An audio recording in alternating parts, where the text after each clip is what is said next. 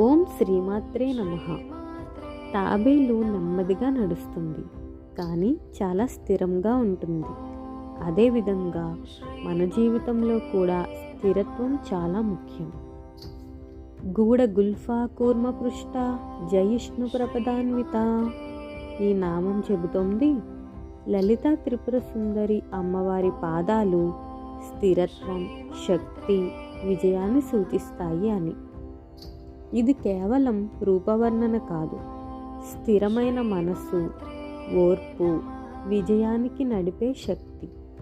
ఈ 3 భావాలు ఇందులో ఉన్నాయి.